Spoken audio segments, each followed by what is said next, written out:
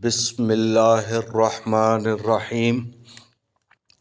ضیاء حیات کے ناظرین کو السلام علیکم ورحمۃ اللہ وبرکاتہ۔ آج میں آپ کے سامنے بہت اہم نسخہ لے کر حاضر ہوا ہوں۔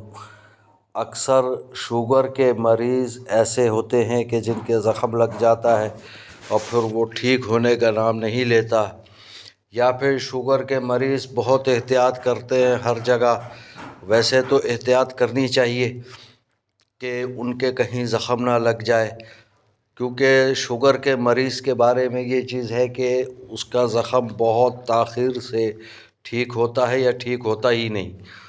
تو ایسے افراد کے لیے علاج یہ ہے کہ رتن جوت کے پتے ایک چھٹانک لے لیں، سرسوں کا تیل تقریباً آدھا پاؤ یا ایک پاؤ لے لیں، 3 سے 4 کٹی ہوئی پیاز لے لیں، اور نیم کے تازہ پتے کم از کم 200 کے قریب ہوں وہ لے لیں۔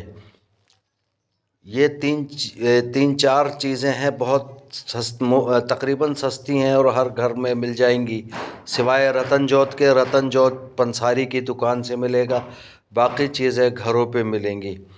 ان چیزوں کو لا کر رکھ لیں گھر پہ، اور ابھی میں آپ کو اس کا طریقہ بتاتا ہوں۔ امید ہے کہ یہ آپ کو بہت اچھا لگے گا اور یہ علاج پسند آئے گا۔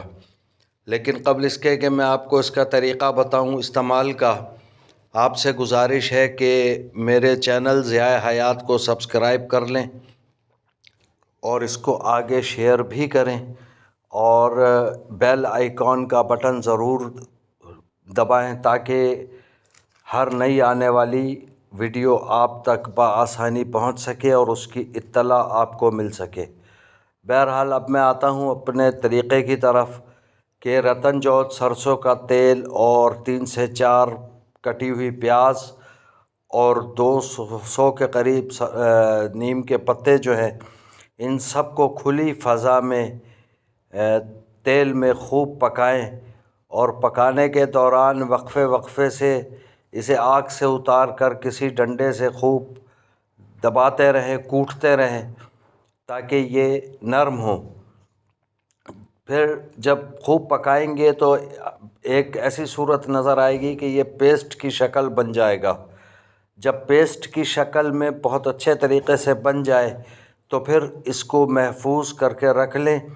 اب جب بھی اسے زخم پر لگانا ہو تو اسے نیم گرم کر کے روٹی کے ساتھ زخم پر لگائیں، تو انشاءاللہ چند بار میں ہی آپ کا جو زخم ہے، اور ایسے جو مریض ہیں جن کو شوگر بھی ہے، ان کا یہ زخم بہت جلد ٹھیک ہو جائے گا۔ یہ بہت احتیاط سے بنانا پڑے گا، لیکن اسے بنائیں کھلی فضا میں، یہ ضرور احتیاط کریں۔ امید ہے کہ آپ کو میرا یہ نسخہ پسند آئے گا۔ والسلام علیکم ورحمۃ اللہ وبرکاتہ۔